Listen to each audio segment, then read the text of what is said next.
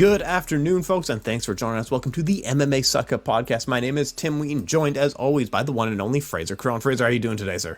It's all good, mate. All good. We had a pretty quiet, uneventful weekend. Right. You know, no storylines coming out of it, so it might be a bit of a struggle to get through this episode. But you know, we'll do our best.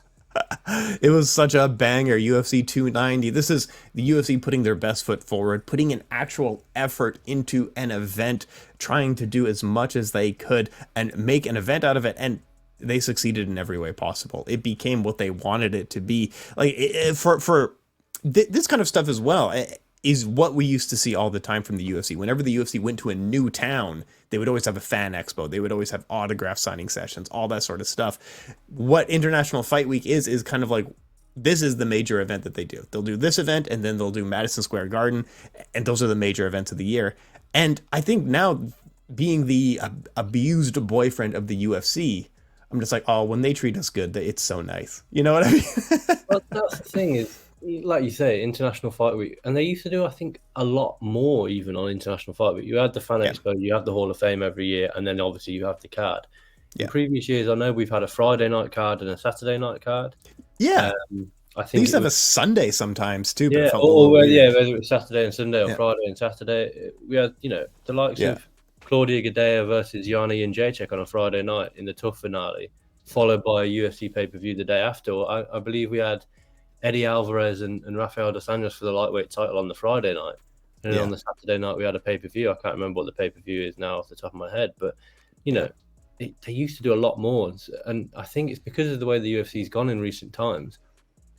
You know, this is, don't get me wrong, it's an improvement on what the sort of day-to-day is, but we're still not quite where we used to be. With that being said, they put all their eggs in this basket for this card and pulled out the big names, the big guns. And what's interesting is we'll go on to preview this week's card slightly at the end of the show, but questions for me, very big questions as to, you know, you put so much effort into one card and then you put this card after it. It's no one's covering that next card, are they? The worrying statistic about this Saturday's card that I'm going to share with you guys, when we go to preview it, but it's right. You might have seen it on Twitter. We're both now on Threads as well, so check out at Tim Wheaton MMA. Yeah, and at Frazer Krohn, or not at, it's just Frazer Krohn MMA and Tim Wheaton MMA on Threads. Pretty active on there. Might, you know, Threads might do a bit, might not. Who knows? But you know, it's we don't know. But yeah, follow us on there because I'm probably more active on there than I am on Twitter, to be honest. Because Twitter can be a bit of a cesspit. People telling me how Robert Whittaker should have just parried Dricus Du Plessis' jab. I saw that too. I saw that. So when 2 years ago on Twitter, when things were maybe 2.5, 3 years ago at this point. The MMA Twitter kind of like common meta was two major things. This is that Robert Whittaker is an uncrowned god and Leon Edwards is overrated. Those were the two metas. So never, ever take your opinions from MMA Twitter because these people don't know what they're talking about. Exactly. And you get these people who are, you know, MMA Twitter famous. You know, everyone in MMA Twitter knows these people. And I would question how much they legitimately follow MMA or whether they are UFC fans. Yeah. And you watching One Championship this weekend? What's One Championship? Did you see the PFL this weekend? Who's the PFL? Kind of, you know, we've got that kind of thing. But no, going back to the point is, it was a really good weekend of fights, and then they've tried to drop the ball this weekend. But you know, I'm going to try. From what is on paper, it was one of the best cards in recent times, you know, as far as star value and competitive matchups. And we know that, you know, on paper, fights aren't fought on paper, doesn't always play out the way that we want it to. But this one did. And this is why it made it such a good. I'm going to try and not be negative. You know, I do feel that sometimes we're a bit negative about scoring and outside of the spot. I've got one negative about this card, and it's really to do with someone that wasn't on the card. So we're going to talk about that when we discuss the Dricus Du Plessis and Robert Whittaker fight, but we'll start at the top, the main event. What a fight! What a performance! What a cherry on top of what was a very good cake prior to the main event happening. Oh, just unreal stuff. Alexander Volkanovski gets it done via TKO, and along the way does stuff which makes me think that he doesn't have the longevity and the record yet, but he really is one of the most talented pound for pound fighters we've ever seen in the history of the sport. If you're just looking at talent and stuff that he's able to do in the octagon, again, regardless of longevity and record, which we always have for every other great, Volkanovski is one of the all-time greats that we've ever seen in the history of the sport. He was doing stuff like he was doing a front leg kick, which he transitioned then into his back leg to lure Yair into a trap, which he landed a hook. And he did this twice, like it was a standard thing that he does every day. And I know in training, like clearly his training has paid off, because he would do grappling with Craig Jones, get up and start doing sparring with Israel Adesanya. It's paying off. It's showing. Like if you threw an average fighter in there, they would improve a little bit. But Volkanovski is a sponge when it comes to the training room. Clearly he had everything planned. He knew exactly what he was doing. And despite a few hookups, I feel like the hangups that he had in this fight only made it stronger, because he never made that same mistake twice. You know, he got hit. He didn't get hit again. What were your thoughts on the match? It was amazing. I mean, yeah, I completely, and I, you know, I wouldn't be a very good fighter, because I just did a big reaction to what you said there. So if someone throws a jab at me, I'm reacting big. But I just wanted to completely echo what you said about Volkanovski being a sponge, and that's what makes him so good. A lot of the time when you see people at the top of their game, they maintain that. Amanda Nunes, I don't think got any better once she became champion, once she bounced back against that, you know, that loss against Juliana Pena. I don't think she got better. I think, you know, the rematch with Juliana Pena, she should have done that in the first fight. Her most recent fight against Irene Aldana, I don't think she improved from. Volkanovski is improving fight on fight on fight, and he's just getting better. And, you know, yes, he lost his last one, so he's got to get better than that. But that last one's got context behind it, you know, upper weight class against a maybe the best wrestler for MMA in MMA today. And it was a very close fight. And then he just goes and gets better. He says, you know, I was pretty much out-wrestled in my last one. Okay, I'm up against a dangerous kickboxer. I'm gonna out-wrestle the kickboxer. And he did just that. He showed his well-rounded MMA game for the first time in a long time. You know, he landed, I think that was his most amount of takedowns landed in a fight. He landed 7 on Saturday night. And he didn't just land these takedowns for the sake of it and sort of hold position. He was constantly moving into position. We were seeing, like you say, he was working with Craig Jones. And he was battering Yair Rodriguez on the floor. And we could see it on Yair's face. You know, that cutting elbow, I think, was the end of the second round. And then the third round, you know, it's what we said on the podcast last week, is he has to mix through his MMA game. He can stand with Yair and then he can take him down. And he did just that. He adjusted to what Yair was doing. You know, when Yair did throw these big spinning attacks and jumping and switch kick. And I mean, I thought the leg kick of Yair Rodriguez was money. It was so quick.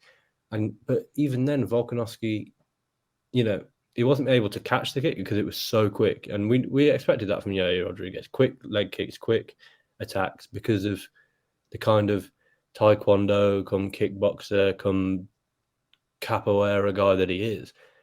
And yet Volkanovski just adjusted. You know, he's constantly switching stances, and he just snuffed out Yair's game. The takedown didn't come off the kick every time because of the speed of Yair and the, you know, the danger that if you time it wrong, you're either receiving, you know, like a Marlon Moraes to Aljamain Sterling sort of, you know, if he doesn't land the kick, he might land the knee. And Yair, we know that he's got a whole massive arsenal of attacks, so you can't risk, you know, going in there and trying to catch every kick, because you know, you're putting yourself in danger. And Volkanovski didn't do that. Like I said, the switch stance, constant switch stance. And then in that third round, he said, right, I'll stand with you for a bit. He became the counter striker in that third round. And that's when Yair had a lot more success. And maybe how much did the headbutt play a part? I don't know, but he was being dominated for the first 2 rounds. If Volkanovski would have gone back to that wrestling game, you know, we know that he wasn't getting tired. That Volkanovski doesn't get tired. I don't know what he what he eats, what he drinks, but that guy does not get tired. And we know that, you know, if he had a tough third round and hadn't finished it in that third round, 4th and 5th, he could have just taken Yair down and dominated the fight like we saw him do in the first two. But it was just a phenomenal, well-rounded, professional, pound-for-pound number one status performance. And I think, interesting, I think Yair Rodriguez kind of accepted that. Yair Rodriguez was kind of there. Like, look, I don't know what to do. When the fight was finished, he was kind of just nodding like, yeah, I had nothing. I had nothing for, I was getting beaten up on the ground, and then he finishes me on the feet, which is even better. It could have been a TK on the ground, and yet Volkanovski pretty much finished things. I know it was technically finished on the ground, but he dropped him from the feet, which is just showing, he's becoming that guy who, like Valentina Shevchenko was when she was at her peak. He's beating guys at their own game now. He stood with Max Holloway. Yeah. He stood with Yair Rodriguez and dropped him on the feet. Chan Sung Young, the dangerous striker, would have been safer to take him to the floor. I'll stand with you. I'll get in the clinch with Jose Aldo. I'll stand and bang with Chad Mendes, and we'll both mix in takedowns. Yeah. And with Brian Ortega, he was happy to sit in Brian Ortega's guard and just pound away at him. And he's quickly becoming, in my opinion, everybody's favorite fighter to watch, because you just don't know what he's going to do. Is he going to take it down? Is he going to keep it standing? If you enjoy technical striking, there's few better in the game at the moment than Alexander Volkanovski, and that showed on Saturday night. I completely co-sign with everything that you're laying down here. He's just he's a difficult fighter to place in a box, and this is what we talked about. Is he a southpaw versus orthodox? Yeah, he's both. Is he a grappler or a striker? Yeah, he's both. Is he inside or outside? Yeah, he's both. Is he counter or aggressive? Yeah, he's both. He does all of these things and so well. And it's just incredible to see. I think Yair, it was a tough fight for him on paper, and it was always going to be a little bit of a tough fight. No matter, even if you change the names and got guys with that same style, it's a tough fight for the kicker, because what you want to do is crowd the kicker, put a lot of pressure on them so they're not kicking. I think Yair did very well, all things considered, of how good of a caliber of opponent that he was facing. He was still landing. He was still finding good opportunities to land here and there. Didn't make it overly competitive, but I think he did as well as he possibly could. But I'm looking forward to seeing more Yair in the future, because Volkanovski is incredible, but Yair still had moments, and he's still a great fighter, right? Yeah, for sure. And there's fights out there for Yair. We forget that he hasn't actually fought that many people in the sort of top 10, top 5 at featherweight. Yes, he's fought Max Holloway. Yes, he's fought Josh Emmett last time out, and yes, he's fought Brian Ortega. That Brian Ortega fight was nothing to me. It was 5 minutes, and it was an injury. Yeah. And yes, he also fought Korean. So he has actually fought more than I thought. But there's still, he's got. I can see him facing Arnold Allen next. I think that would be a really good fight for both guys. Yeah. It'll be an interesting match of styles. Arnold Allen can mix in the takedowns, but does enjoy, life on the feet, as it were. Mm-hmm. But you've got to kind of now look at who else is in that division. You've got Ilia Topuria, who appears that's definitely next. And I want it to be next, because Alexander Volkanovski can go up and face Islam Makhachev. I think that fight's always going to be there because of how close that first fight was between the two guys in January, February time of this year. Mm-hmm.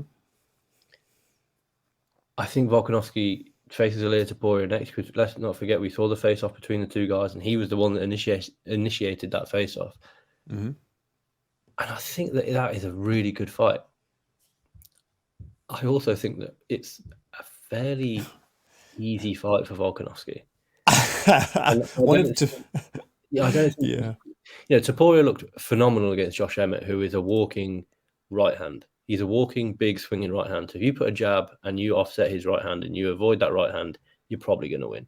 We saw it against Ilia Topuria, and we saw it against Yair Rodriguez. Yair Rodriguez, through those body kicks, absolutely ate up Josh Emmett's gas tank, ate up his cardio, ate up his body, his liver, his ribs. It's horrible for Josh Emmett. And then he finished him on the floor because he managed to avoid that big right hand. Topuria looked so good against Josh Emmett because he was able to avoid that big right hand. But he also had crisp boxing. Now, who's a considerably better boxer than Josh Emmett, who can mix in the takedowns, who can mix in a lot more kicks than Josh Emmett, who isn't just a big right hand, but can unload on you with power? Enter the champion, Alexander Volkanovski. Now, I want that one to be next. I have a feeling, what are we now, in July? I don't know how beat up Volkanovski is from this fight. I know obviously he had the cut coming into the fight, which luckily didn't play a part. I was worried that Yair Rodriguez's, slicing elbows, especially from the bottom, could have opened up that cut. We could have been, dealing with that in the fight. Luckily, that didn't play a part. It was actually Yair Rodriguez that was cut with a big elbow. I'm thinking, we got the announcement last week of John Jones versus Stipe Miocic for the heavyweight bout in November. That would have been a good fight. Topuria versus Volkanovski in November. I think Volkanovski's too big a star to put him as a co-main event, even on that event. Probably the end of the year show in December, those two fight. Mm-hmm. October, I think, October's the Abu Dhabi card. That's headlined by Islam Makhachev. September's the Australia card. I think that's a little bit too tight a turnaround. And we know that it's more than likely going to be Israel Adesanya on that card. Mm-hmm. And then you're looking at August next month, where I don't know if we've got a pay-per-view card even in August. I know we've got two in July. We've got one at the end of July with the BMF belt, but I can't remember off the top of my head. But yeah, he's in for surgery anyway. He's not going to make the August pay-per-view. Exactly. I mean, he could. This guy. He probably could bounce back from surgery and oh no, we've got UFC 292 in Boston, so that fight's you've got two title fights on that card already. Sure, it's not bad. We're looking like it's going to be December 16th, UFC 296 from the T-Mobile Arena, Las Vegas. Like I said, UFC 295 Jones versus Miocic is already confirmed. It's the only fight confirmed on that card as it stands. 294 in the Etihad Stadium. Etihad Arena, sorry, that's Islam Makhachev's card. Yeah. And then we've got, like I said, September in Sydney. It's too tight turnaround for me. Like you said, he's in surgery. He won't have surgery, say, until for the next few weeks. Then we're looking at it being August. What's that, 2-month turnaround? Well, no, it's September 10th. So you're looking at, it's 40-odd days from now, 50 days from now, 2 months. It's the 11th today. So you're talking 2 months, 60 days. Yeah. It's not happening. Have surgery, recover from surgery, travel home, recover from the fight, because he did get hit in that fight. He was getting. It's not like he came out and was Bo Nickal-esque, finishing his opponent, not getting landed on. He was. He did get hit in that fight, and you just need to recover from the training camp. It's a tough training camp. Mm-hmm. I do see it probably being the December 296 card, which I'm not mad about. I know Volkanovski probably would have wanted to fight 4 times this year, maybe January, May, September, and December. But sort of sometimes life comes at you quick when you go up to lightweight, and then you have to turn around, be the star of International Fight Week. I don't think he's going to be too pissed off with being the star of International Fight Week. So December, Ilir Topuria. Yes, Islam Makhachev is also a fight to make, but for now, I want to see him clear out the featherweight division, because once he defeats Ilir Topuria, who's left at featherweight? Maybe not Evelev, but with the greatest respect to Evelev, yes, he's 17-0, but he hasn't fought anybody of top 8 caliber, top 10 caliber. He's got a win over Dan Ige, is probably his best win. He's not a finisher. He hasn't finished a fight in the UFC. He hasn't finished a fight since 2018 in M1 Challenge. He needs a big fight next to cement himself as a potential contender. I think Movsar Evelev for me is 2, maybe 3 fights away from a title shot, just based on not being a big name, transferring over to the mainstream media, not having that highlight reel.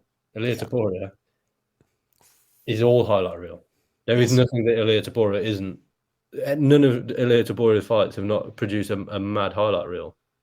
He's a good talker. He's very confident, and that's the fight to make. Ilya is like he's like a guy who he doesn't understand that fight is about I'll do almost like a 30-second rest, 30-second burst, and then I'm on and I'm off. Sometimes it's bigger, sometimes it's small. He's just 100% effort the entire time. He's going hard the entire time, and I think he's a fun matchup for Volkanovski, but Volkanovski beats him. I have no doubt. Yeah, and it's a fun matchup, but probably not a great matchup for Topuria, because if you're a guy that just goes 100% of the time, against a counter striker as slick as Volkanovski, against a guy who's got as well-rounded a game as Volkanovski. It might work. Yeah, there's a good chance that it won't work. But I'm more than willing to find out in December. I think that's going to be a phenomenal fight. And if Volkanovski stays at featherweight, there's no other fight. Brian Ortega can't buy a win. Arnold Allen's coming off a loss. Holloway and Chan Sung Jung are booked. Obviously, we've got Yair, he's just beaten. Josh Emmett is off the back of 2 losses in the interim, and then against Topuria. There's one fight to make, and it is the Yair Topuria fight. If he chooses to go up to lightweight, I don't want to see him go over to Abu Dhabi and fight Islam Makhachev. I agree. I do want to see him fight Makhachev again in his career, but I think the next fight for me is to clear out the featherweight division, and that means beating Yair Topuria. Something that Conor McGregor never did, something that Max Holloway was looking at doing until he ran into Volkanovski, something that Jose Aldo did in his prime, and then he wasn't able to do in the latter stages of his career. There's not a lot of fights that featherweight after Ilya that really get me out of bed, that really make me want to watch. I think going up to lightweight is a good move by him, but not fighting Islam. I don't think he would do well against Islam a second time. I think Islam would be the one with more improvements in between fights, and maybe I'm wrong, blah, blah, blah. But I think jumping up to lightweight and just fighting fighters, fighting someone there, fighting an Armin Sarukian, fighting a Mateusz Gamrot, fighting a Rafael Dos Anjos, why not? Just have fun up there, fighting a Rafael Fiziev. Like, I think those are good options for him. Just fighting guys in the top 10 to stay busy because he's healthy enough, and there's really not a lot of challenges at featherweight, right? Yeah, for sure. And, it's ironic that we're talking about the fact that there's absolutely no call for a rematch. We don't want to see a rematch. He's cleared out the division. And then we go to the co-main event. Hey, now we're talking. Going to get another rematch. And I'll be honest, I don't want to see it. Extremely close fight, extremely good fight. I mean, fight of the night, fight of the year contender.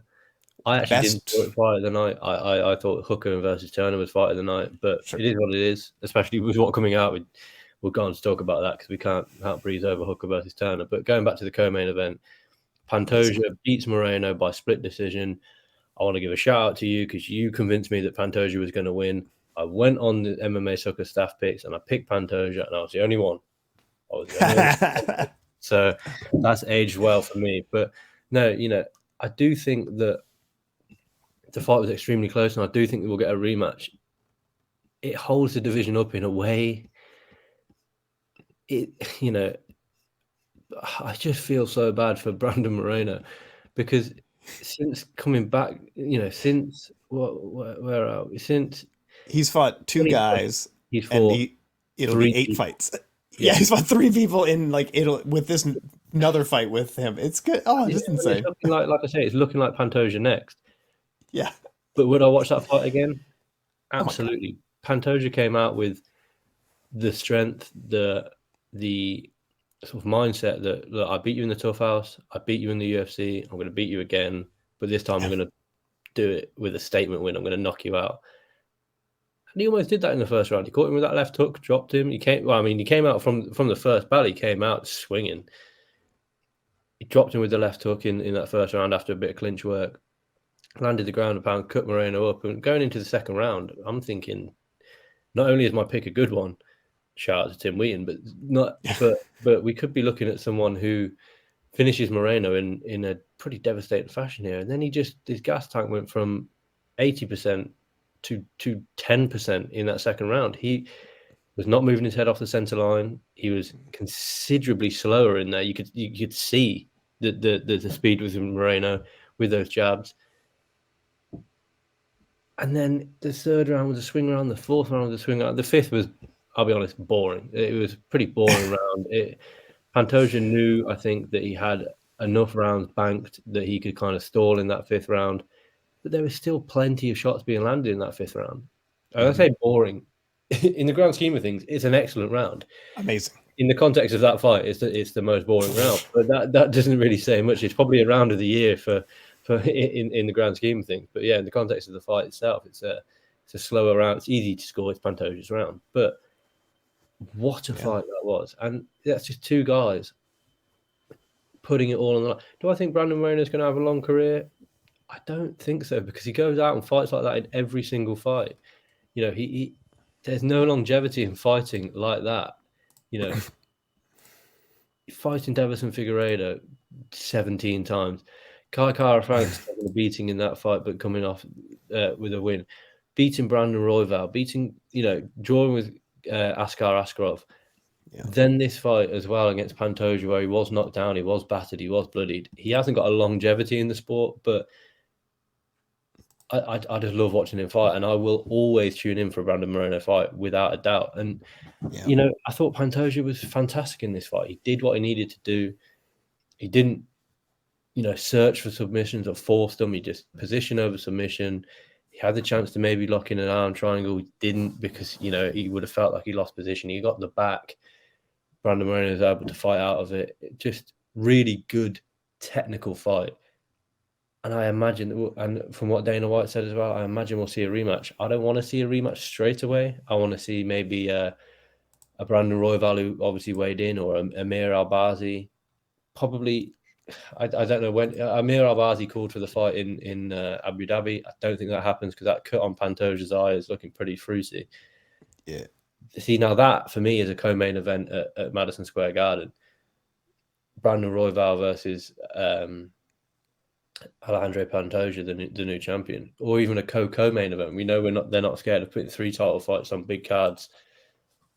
And with the greatest respect to Pantoja, he's not a huge name, so he's not going to cost a lot to book, especially when you've got someone like John Jones on the card, who's going to be probably rinsing the card of all its money. Pantoja's a good.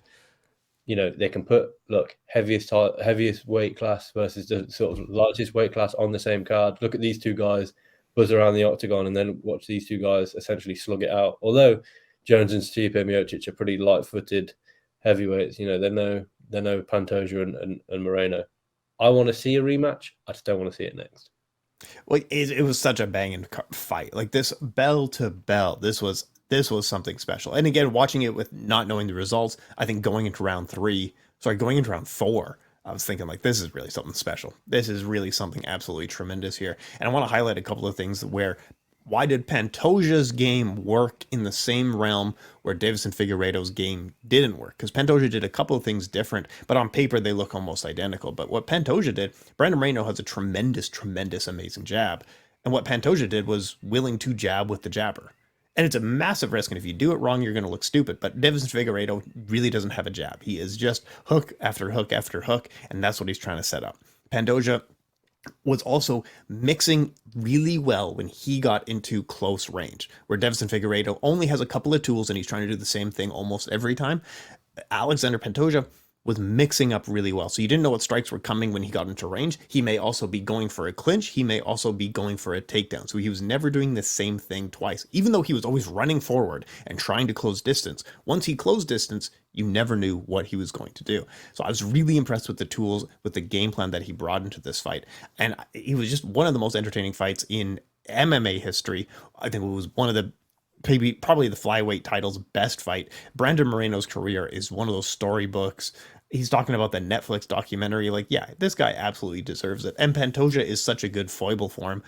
I love the story from both men. Both men have had such a difficult career in MMA in their personal life. It's amazing to see. But yeah, Pantoja was able to bring it. He followed the game plan, as this is one of the concepts we were talking about, but like, they fought each other years ago. Both men have gotten better. Styles don't really change over time. So even though both men are bringing a lot more skills here, the styles don't overall change. So you end up getting the same results. So this is the third time that they fought, kind of officially, unofficially. They're going for a 4th time potentially. I don't know that it really changes that much, even though I'm expecting it to be a close war every time out. But yeah, great for Pantoja. I'm super proud of him. He did a tremendous job. I would watch this fight a bunch of times over. If they want to rematch these two, I'm going to tune in for it. It's such a good fight, right? Yeah, for sure. And I think people really, they were booing Pantoja.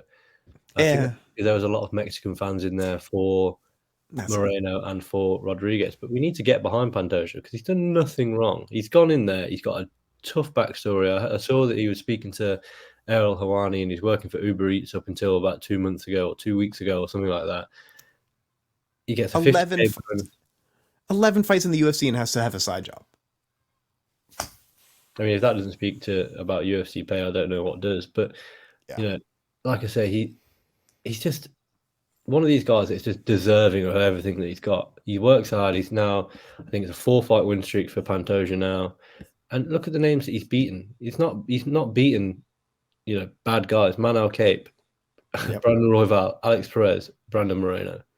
Amazing. Not a bad run at all. And then before that, yes, he lost to Askar Askarov, but he beat Matt Schnell. Not a bad run at all. That is a pretty decent run. Yep. And talking about pretty decent runs, look at us weaving it all in. Dricus Du Plessis, undefeated in the UFC. What's that? 6-fight win streak now. Is going to be the next contender for Israel Adesanya's title, and pulled off a major upset. I did not, and we said, I'm shamefully, I listened to this bit of the podcast back from last week. I did not see this coming. Nope, never. Neither did anyone on the MMA Sucka picks. Nope. Neither did anybody. Luke Thomas and Brian Campbell on Morning Combat didn't. The guys at the Fight Disciples didn't. Dan Hardy and Veronica Macedo didn't. So I don't feel too bad about not picking Dricus Du Plessis because none of the experts did either. But what a performance! He mixed his game. He became the counterpuncher. He became the slicker fighter in there, and he was forcing Robert Whittaker to fight a fight that Robert Whittaker doesn't usually fight. And it was just a stunning performance from Dricus Du Plessis. But here's the thing, you and I were talking on threads about this. I can't believe that Robert Whittaker, a guy who went 10 rounds to war against a prime, peak athlete, Yoel Romero, struggled every second when he met Dricus Du Plessis. And as someone also commented, and they just said, no, Robert Whittaker hasn't slowed down. Dricus is just that good. No, I don't think it's that, because I'm looking at Dricus and he just doesn't have the mechanics of the game, in that, like, when he throws punches, he's not in a stance. He falls out of his stance all the time. When he's switching stances, he's kind of all over the place. His footwork is not good. But like I was talking to you about, weirdly, for a guy who doesn't look good striking, he has a really good eye for timing, right? For sure. And, first of all, I disagree that Robert Whittaker's slowing down. His performance against Marvin Vettori last time out in Paris. That's you. Was one of the better performances that I've seen across his career. Went to war with Calvin Gastelum, dominated him. Jairo Cannonier, Darren Till. Yes, he lost to Israel Adesanya, but he's not. I don't think he's slowing down, and he's still. Robert Whittaker's not. He's not an old man. Like he's not suddenly hit his peak. He's 32. Like he's not suddenly coming off the other sort of side of the hill, as it were. But no, going back to your point, like you said, we were talking on threads, and Dricus, like you say, he falls over, his punches a bit, his knees seem to lock out a lot with his legs straight, which and when you watch him, and yes, we're comparing it to people like an Israel Adesanya who's never out of position, yes, or maybe even a Robert Whittaker who's rarely out of position. Later on that night, we saw Alexander Volkanovski, who's switch between stances, one of the slickest thing we've seen.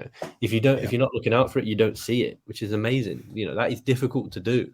It is, I don't think we put enough emphasis on the fact that Alexander Volkanovski can be in one stance, throw a jab, suddenly be in the other stance, throw a leg kick and go back into his original stance. It's not an easy thing to do.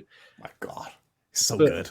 Exactly. But then you look at Dricus Du Plessis, who is on paper in a position that Volkanovski has been in as the number one contender, as the title challenger against a dominant champion. And you think these two guys, yes, they're different weight classes and different, they are worlds apart. And yet potentially by the end of the year, they could both be a UFC champion. Because Dricus Du Plessis is so difficult. How do you prepare for Dricus Du Plessis? You get me or you in to spar you, because we don't really know what we're doing, technically either. We can watch. Realistically, I think there's a lot of club level fighters are more technical than Dricus Du Plessis. Technical and more mechanical. Yep, absolutely. There's few, like you say, there's few better people. That timing for the sort of, was it a straight or is it more like a right jab, right kind of hook that dropped Robert Whittaker in the second round to his knee before the finish? Yeah. Whittaker tried to parry that, but his timing was just bang straight on and dropped him. The timing on the hip throw at the end of the first round to get the fight to the floor. If he does that to Israel Adesanya, with the greatest respect to Adesanya is going down. as hard as Robert Whittaker, and he's not getting back up to his feet because Dricus looks so good with his top position. Yeah.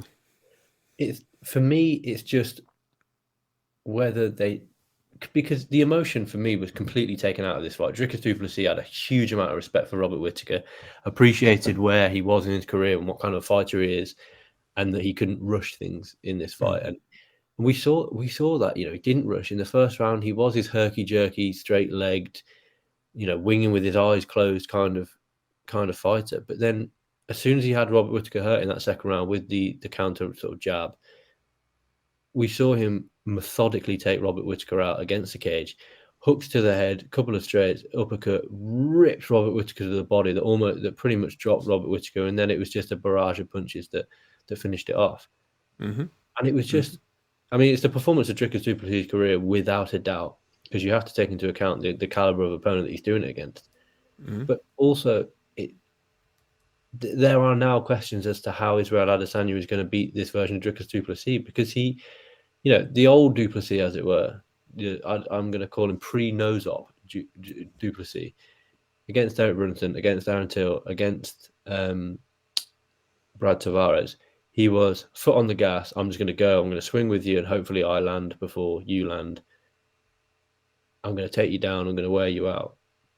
Against Robert Whittaker, completely changed his game. It was, I'm going to go when I can, but when you go, I'm going to place counter strike. I'm not going to try and swing with you because, you're Robert Whittaker. You've got phenomenal timing, but I trust enough in my training and my timing that it's better than yours. And that proved on the night. And I'm fascinated by a Dricus Du Plessis versus Israel Adesanya fight, which will be next.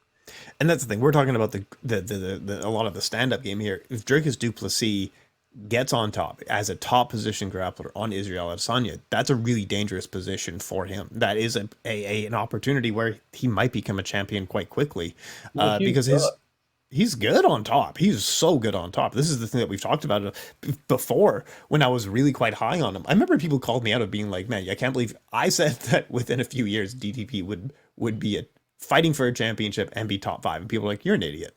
And then I changed my position. I was like, you're right. I'm dumb. What am I talking about? You're like, this guy is not getting anywhere near the top 5.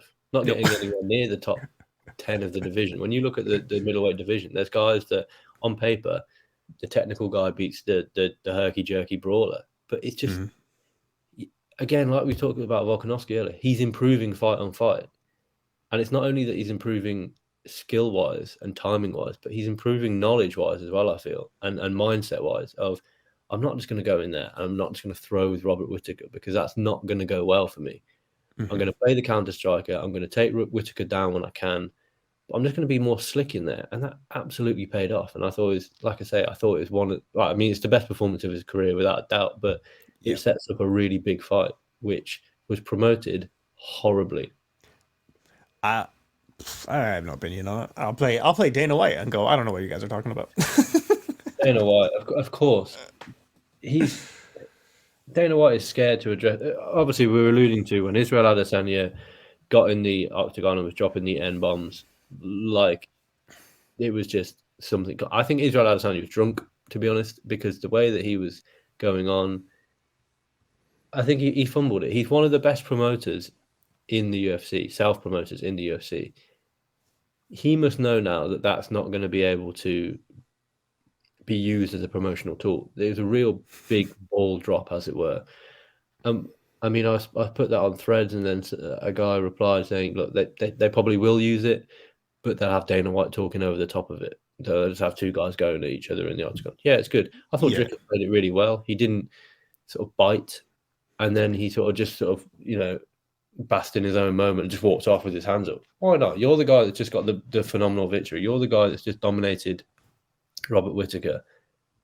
You're the guy that deserves this moment. Yes, by all means, get Israel Adesanya in there. But for me, I just really don't. I don't want this fight to be a race thing. I don't need this fight to be a race thing because the fight is intriguing enough. I don't care if you're black. I don't care if you're white. I don't care if you have coloured your entire body in with tattoos. I want to know who's the best mixed martial artist on the planet. Irrespective of race, irrespective of religion, none of that. Literally, I don't care about any of that. I want to see Is your mixed martial arts game better than his mixed martial arts game? Is her mixed martial arts game better than hers? I have no... For me, they could fight in morph suits. It does not matter to me. Like, I do not care. And that's what I think. But Dana White's kind of set a precedent with the Conor and Khabib stuff, that he's just going to stay silent and he's just going to not comment on the fact, you know, he's not going to...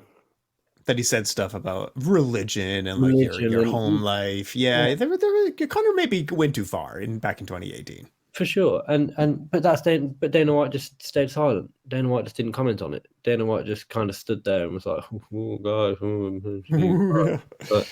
And it's like, you know, like I say, I don't want to dwell on it. I'm trying not to be negative because this was such a good card. But for me, that was one slight negative, which is ironic because it comes from a guy that wasn't even competing on the card. So, you know, the card itself, the fights, the build-up, everything about the card for me was great. Even, you know, Jack Della Maddalena having his fight called off at the last second, who, you know, Jack's got a new fight this weekend. But sure. I'm very happy that fight got called off because the guy, from the sounds of it, has some sort of underlying brain injury. Yeah, that's great that they caught it. From the UFC and the medical staff that they, like you say, that they caught it. Worrying that he was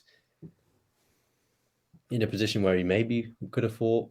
But, you know, like I say, phenomenal stuff from the UFC and the UFC medical staff. And for me, like I say, Israel Adesanya's kind of outburst put a little bit of a dampener on the card itself.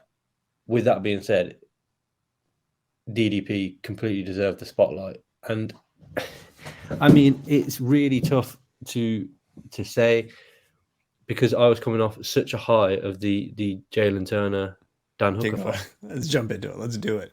Look, I'm willing to have a good faith discussion regarding the nature of colonialism, but not with an MMA community that I've seen on Twitter and Reddit. You can contact me privately, and I'm willing to have that discussion, and I would love to have that discussion. But in light of what I've seen on Twitter and Reddit, forget it. Just contact me via email and we can talk about it, kind of thing. Anyway, let's talk about Adesanya versus DDP. I want to discuss how DDP beats Adesanya and how Adesanya beats DDP in the octagon, skill for skill. Yeah. I don't care about it. Not that I don't care about it. No, I don't. Yeah, but I'm saying that. Yeah. I don't. Yeah, don't misquote me on that. But as far as a competitive nature, it doesn't matter to me. You know, it doesn't matter. I want to see skill for skill. Who is the better fighter in there? Because it's got to a point where Israel Adesanya is the middleweight champion. DDP is the next logical contender on merit, regardless of you know, sort of race, color, or like you said, colonialism. It's not a topic that I am best informed on to be commenting, to say he shouldn't have said that, he shouldn't have said that, he should have this opinion, he should have this opinion. What I do know is that the herky-jerky, straight-legged, constantly out of position, falling over his feet style of DDP, on paper, he's going to get eaten up by Adesanya. On paper, should have got eaten up by Robert Whittaker. It didn't play out like that. How is their fight inside the octagon, skill for skill, going to play out? That's what I'm interested in. Absolutely. So let's get into Dan Hooker. It's a split decision going to war. I feel like Dan Hooker is another one that we can add to the list of fighters fighting to the level of their opposition.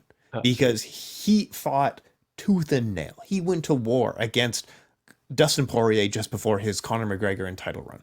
And then just a few years later, we're looking at Dan Hooker going tooth and nail, fighting tooth and death against Jalin Turner of all people. This guy always fights at the level of his competition, and he is just down for war. Dan Hooker might be the most reliable fighter, I don't know, in the UFC right now for going to war against someone, right? Exactly. And I would watch Dan Hooker 7 days out of 7 if I didn't care for Dan Hooker's health, because he takes beatings in there, and he gives beatings out. Broken arm came out last night. He had a broken orbital in that fight as well. What the hell? Is this a new Dan Hooker, blonde-haired, leg sleeves Dan Hooker, like Sea Level Kane, like motivated McGregor? Do we have blonde Dan Hooker with leg sleeves who can just put it? The chin of Dan Hooker. We were talking about the chin of Marvin Vettori a few weeks ago with his fight against Shao Cannonier. One of the cleanest head kicks I have ever seen was landed on Dan Hooker's head. And ironically, it made him better in the fight. It made him more dangerous in the fight. How does this happen? How do you receive a head kick like Dan Hooker received off Jalin Turner and just sort of get better after that fight? I think everyone would have held their hands up and said, look, if Jalin Turner lands that head kick on 90% of the division, they go to sleep instantly. And if they don't go to sleep instantly, they're not the same fighter for the rest of the fight. That motivated Dan Hooker even further to just go to war with Jalin Turner. I think if he would have stood up, I think it was the end of the second or the beginning of the third round, if he would have just stood up out of Turner's guard, he maybe could have finished Turner. But what a phenomenal fight. And I completely co-sign with, he fights up to the level of his opponent. His last fight against Flores, the leg lock guy, it wasn't a great performance. He just did what he had to do from a guy that was flopping and trying to grab his legs the entire time. This fight, he had to dig so deep, and it was all heart. And it was a phenomenal performance because Dan Hooker was in a place in his career at this point where, he has lost a few fights on the bounce. Yes, he bounced back last time, but he lost to Arnold Allen down at featherweight. He lost to Islam Makhachev. He lost to Michael Chandler. He lost to Dustin Poirier. But now he's on a 2-fight win streak against a legitimate guy in Jalin Turner. And Jalin Turner's got to feel, supposed to be fighting Dan Hooker last time. That one was cancelled because of an injury. Fights Mateus Gamrot, loses to Mateus Gamrot. Then he fights Dan Hooker, loses to Dan Hooker. And yet, at 28 years old, I still think we'll probably see Jalin Turner in a title, top 5 title eliminator, title shot at some point in his career because he's so well-rounded. He did gas a little bit, and maybe that's because he missed weight. But like I say, he lands that head kick on 90% of the division. They go to sleep. Dan Hooker's just built different. I love it. Just love to see it. Classic fight. I'm looking forward to more from these guys. And it's good to see Dan Hooker at 155 because the 145 was not great for him. But yeah, back now in the win column, 2 in a row. Great, happy to see it. So we've seen D1 Bo Nickal, but how about this K1 Bo Nickal? Am I right? Yes, love it. So again, another phenomenal performance. It was actually quite good. It was good. Yeah, ducked in. Yeah. He's fighting a guy who's coming in on late notice. Fair play to Val Woodburn. From what I hear, Val Woodburn is getting another opportunity in the UFC, and rightfully so. Yes, he was finished in, 30, 40 seconds or whatever it was. Even less than that, maybe. So what was it? Yeah, 38 seconds. But the guy's come in on fight week, on his own, no team, comes in, goes to a UFC press conference, debuts on a UFC main card against a guy. He's the biggest underdog in UFC history. Give him another shot because he's just saved your guy. He's not given Bo Nickal, but he has also given Bo Nickal that moment where he can say, look, I'm not just a wrestler. I've got hands. Yeah. What would you say is next for Bo Nickal? It's going to be more of the same. I think it's going to look like this. It's going to be guys who are debuting, LFA fighters, CFFC fighters who are just coming into the UFC, at least for 2 years, before he can really start looking at guys in the top 15, honestly. Am I wrong? What do you think? I completely agree. But what I was thinking about this morning is, what's the difference between Bo Nickal and Raul Rosas Jr.? Both come in with a lot of hype. Raul Rosas Jr. comes in being the young guy, youngest ever UFC fighter. Bo Nickal's collegiate wrestling career is incredible. That's insane what he did. He has better NCAA credentials than Daniel Cormier and Mark Coleman combined, kind of thing. This is insane what he's done. But you're giving a guy in Bo Nickal, don't get me wrong, this fight aside, because it was a late notice opponent for Bo Nickal, and it is what it is. But you look at the record of the guys that Bo Nickal's fought.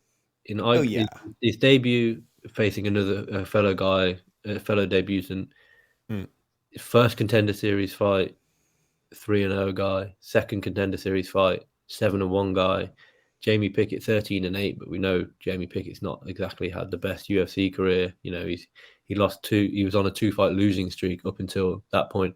Even the original fight against Trezor Gore, we spoke about it last week. It's not exactly a fight that, we thought was going to be particularly competitive. Let's be honest.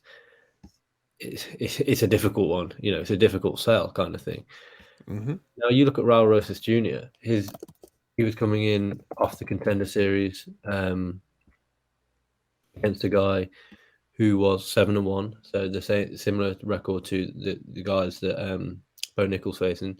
Then he fought Jay Perrin in his UFC debut. Jay Perrin was coming off 2 losses. Okay, yeah, that's fine. But then they stuck him in with Christian Rodriguez, the guy who's 8-1 at the time, coming off a UFC finish in the first round. So why are they building up Bo Nickal against guys like Jamie Pickett, who can't buy a UFC win, Val Woodburn, or Trezor Gore, who isn't a great level fighter, and then giving someone like Raul Rosas, who arguably has a higher ceiling due to his age than Bo Nickal. Sean O'Malley didn't fight anyone. No, yeah, he was built for a while for 5-6 fights. Yeah. What do you do with Bo Nickal? Like I say, what do you do with Bo Nickal now? Because it's a difficult sell to put him in there against. I don't want to say a non-guy, but I think you know what I mean. As far as a guy where like the biggest ever favorite for a guy who's 1-0 in the UFC, right? And he's the biggest ever favorite in UFC history. I mean, that's not a great look. But then, who do you put him in against next? I'm looking up the rankings. So he's on Tapology. He's ranked number 34. What Tapology rankings mean is up to you how you interpret them. But yeah, guys above Phil Hall's coming off. He's 1-3 in his last 4. That's a good fight. Edmund Shabazian, they don't do that fight. And then Joe Pfeiffer is on a 4-fight TKO streak. Put him in against Joe Pfeiffer. I think that would be a phenomenal fight. Yeah. I don't think they do, because it's a dangerous fight for Bo Nickal. I think they look after Bo Nickal considerably in his next few fights, but they have to give him someone where there is some jeopardy. Trezor Gore wasn't going to offer any jeopardy. Val Woodburn, late notice fight to keep him on the card. No jeopardy in that fight. Despite what he looked like, Val Woodburn was absolutely huge, shredded bloke, and I'm glad that he's getting another shot in the UFC because he deserves it. Stepping in on late notice, like I said. But it's not with Bo Nickal. It's either straight to the top or slow burn. He shouldn't be mentioning Israel Adesanya like he did after his last fight. No, it's one of the two for me. It's either slow burn. We'll see this guy not fight a real contender for another 2 years, or straight in with a top 10 guy. It's either or for me. It's not. He can't have a normal UFC build where he fights a level of contender, because they just don't seem like they're going to be doing that. No, and he really only started training MMA 2 years ago. Exactly. So yeah, no, I think slow build is the right call here. I like you and I have alluded to tons of time before. Maybe not even in the UFC is the right place for him at the moment, because we need to really slow build him. More activity would be great. More cage time I want to see out of him. But yeah, he's a great prospect, and I'm not saying he doesn't deserve to ultimately be in the UFC, and he could be champion one day. Absolutely, he could be champion. But just I think for where he is at in his career now, I'm not sure on a main card pay-per-view is really the right thing. And then he knocked out a guy in 30 seconds. So I don't. Maybe I'm wrong. Exactly. It kind of alludes to what we were saying. It's like, well, not many people. There's a reason that he's the number one. The biggest ever favorite. But I'm just looking down the middleweight division now. I think he could give Chris Curtis a run for his money. He could give Nasruddin Imanov a run for his money. Well, that's because middleweight sucks. Middleweight is such a weak division. Exactly. I mean, you could give some of the. I mean, I would watch a fight against him and Sean Strickland. How does Sean Strickland deal with the takedown the takedown threat of Bo Nickal? How does someone like a Paulo Costa deal with it? Paulo Costa. I mean, we had Magomedov. I know he's very experienced in in MMA, but he headlined after one fight of 19 seconds. Why does Bo Nickal not get a headline against the top ranked guy next? I'd watch Magomedov versus Bo Nickal next. A guy that just headlined against a guy who's got a lot of potential. That won't happen, of course, but I'd watch that. It would be at least there'd be some threat. But like I say, Bo Nickal needs to go one of two ways. Like we were alluding to, a slower build. Face a couple of more of these guys who are LFA standard or have a losing record in the UFC, or go straight to the top, face a top 15 guy, then a top 10, then a top 5, and look to break records as far as like an Alex Pereira. Yes, Alex Pereira, he had that storyline with Israel Adesanya, but he was only 2 or 3-0 in the UFC when they first fought. And it's a similar path. Alex Pereira, absolutely world class kickboxing. Bo Nickal, world class wrestling. So, I'd watch the shit out of that fight, but that's a whole other thing. They rushed Alex Pereira through his UFC career, as it were, and it worked because he became champion. Why are they not rushing Bo Nickal? Because it's the same. It's the same thing. These guys are elite at one level of the MMA game. Yes, it's two different levels, wrestling and kickboxing, but where do we go next? Where's the next thing for Bo Nickal? Do they push him like they did Alex Pereira, or do they push him like they do a Sean O'Malley, for example? I'm not sure. I am excited to see him. He will fight, and he'll probably fight that Madison Square Garden card. Yeah. I mean, he could fight this weekend. He took no damage. The most damage he probably took was to his hands bouncing it off Val Woodburn's head. But I suspect we'll see him opening up the main card of the Madison Square Garden card in November, because why not? In New York City, a proper American wrestler. These guys love that, and so does Dana White. And it's deserved. Yeah. He deserves that shot to fight on a big card, because he does whatever the UFC kind of want him to do. I think if it was up to Bo Nickal, I think he'd fight someone with a little bit more danger. He strikes me as that kind of competitive guy, but it is what it is. He's already in the UFC 4 game, so you know how much they're pushing him. But, Yeah, they love him. And I do hope the Val gets taken care of. It reminds me a lot of Patrick Cummins, who came into the UFC as a late replacement for Daniel Cormier at, I think 4-0. And Patrick Cummins ended up spending his entire career in the UFC just because, they do thank you for being that late replacement, short notice. Thank you so much for that. But let's go down to the card. Robbie Lawler. Storybook ending to a storybook career. One of the coolest guys who defined MMA early on to late. He's got one of the best title runs in welterweight history. He had one of the most legendary careers between Elite XC and Strikeforce and other things that he did. Fought in Pride, weirdly enough, when they came to the US. And just had some of the greatest fights in MMA history. It managed to retire with a knockout storybook ending win. What do you say about the career of Robbie Lawler? I mean, there wasn't a dry eye in the arena, was there? When No. This doesn't happen. This does not happen where guys go out on a performance where you don't take any damage, where you do classic Robbie Lawler brawling, bang, and it was. I mean, what a finish! I think we're talking about the storyline. What a finish! Nico Price is not an easy guy. Yes, Nico Price good. He gets knocked out. He goes the distance. He gets knocked out. He submits somebody. He gets knocked out from the bottom, but then he knocks someone out from the bottom. He doesn't go out easily. Phil Rowe took him 3 rounds. Alex Oliveira, 3-round war. Michel Pereira, 3-round war. Donald Cerrone, 3-round war. Vicente Luque took Vicente Luque 3 rounds to finish him. Jeff Neal, it took him 2 rounds to finish him. Abdul Razak Al Hassan, one of the hardest hitters we've seen, didn't knock him out as quick as Robbie Lawler did. Only slightly, but he didn't knock him out as quick as Robbie Lawler did. He's not an easy guy to put away, and this doesn't happen. This doesn't happen in MMA where legends go out on top. And I'm so happy that it happened to Robbie Lawler. The UFC, props to the UFC, they absolutely smashed the Robbie Lawler retirement segment. We knew that it was the last fight. It wasn't, and what the UFC did, they didn't just put him in there against a guy who he is 100% going to run over, because there's threat there with Nico Price. There's a danger there with Nico Price, but a really good performance from Robbie Lawler, and the segment at the end when he was a wreck. Joe Rogan handled it really well, and he just deserved everything that he get. And from the career, we could talk a whole another hour about the career of Robbie Lawler. He's given us arguably the greatest fight in UFC history against Rory McDonald. Without doubt, one of my favorite ever fights. We forget that fight against Carlos Condit that he put in. I think, was it just after the fight after the Robbie Lawler fight? I think, or was it Johnny Hendricks or something like that? I don't quite remember either. But all amazing. I mean, we just look at that. So it was Johnny Hendricks, Roy McDonald, Carlos Condit.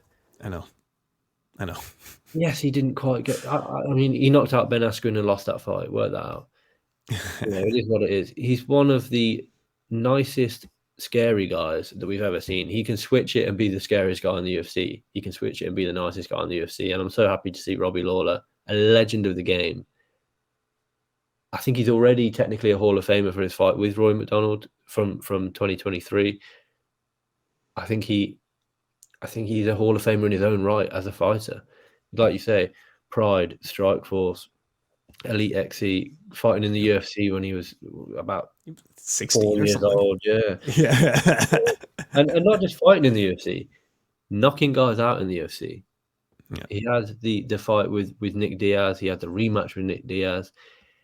I mean, I'm just looking down his record now. There's guys that I forget that he's fought. You know, beat Josh Koscheck in the first round by knockout. Yeah. Beat Roy McDonald by split decision the first time. Lost the title fight to Johnny Hendricks. Then beat Johnny Hendricks in the title fight. Matt Brown in Matt Brown's peak.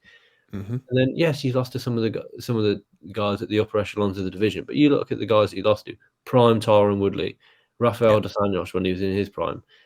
That Ben Askren fight is what it is. He went 5 rounds with Colby Covington.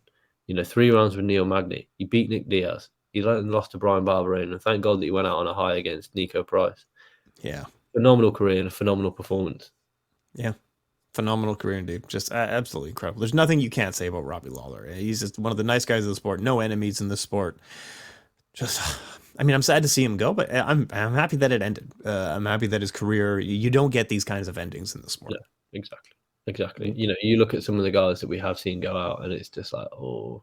And, everyone says that you can't sort of decide on your retirement and make it too aware before because have you already checked out? But this is what happens when you do decide on your retirement before the UFC put a banging package together for you and treat you like the legend that you are. And, he deserves everything that he gets after. I think he'll still stay in the game. He's that kind of competitor. I don't think he's one of these guys that retires, comes out of retirement, retires, comes out of retirement. I think he's done now. And I think he just becomes a guy around the gym with the knowledge of someone with 100 fights, both in and outside of the gym, former champion in the UFC. And what a fan favorite, without a doubt. And you can see that on Saturday night.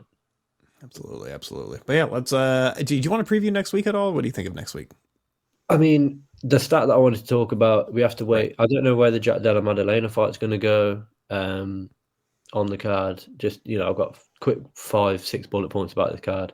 We have to wait until 8 fights in to this card. 8 fights in, not 8 fighters, 8 fights before we see someone coming off a UFC win. 8 fights. Everybody on the card is coming off a loss inside the UFC. There's a couple of guys coming off wins, but they're outside of the UFC or on the Contender Series. 8 fights we've got to wait. We've got to watch through 8 fights before we see someone with a UFC win. Tremendous showing from the UFC here. Just tremendous work at the Apex.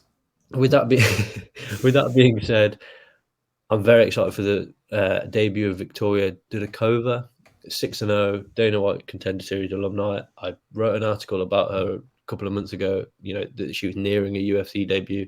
She's making a UFC debut this weekend. 6-0, 24 years old, really well-rounded Russian girl.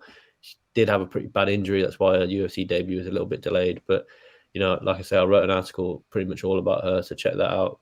Drop it in the link below.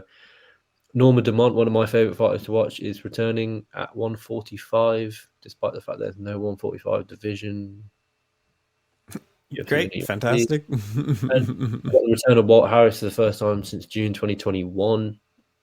Good. 2 years out. I think he's facing Josh Partizan.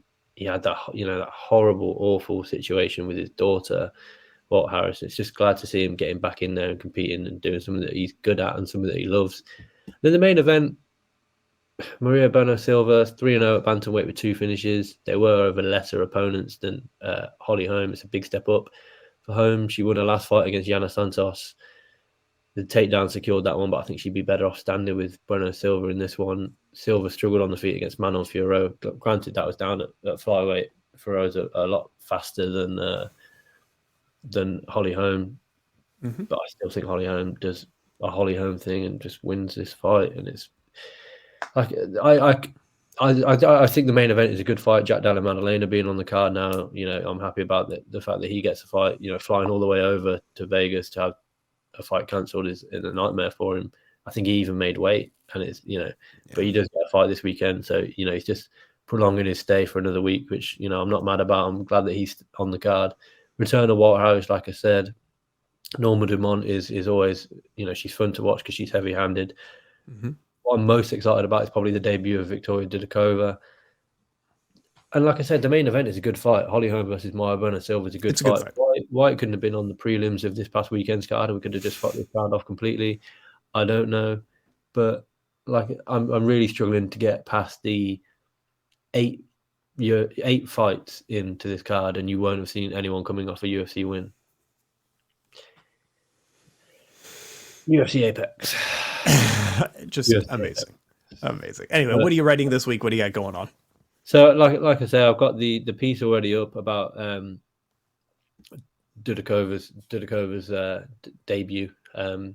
So that'll be in the link below, and then it's probably gonna be all gearing to UFC 291, the BMF title fight. I know we've got UFC London in the mix there, and we'll talk about that next week. But I'm as excited as, by the looks of it, the rest of the UK about this UK card. It has not for the past 3 UFC UK cards, UFC London cards. You had the pay-per-view and the 2.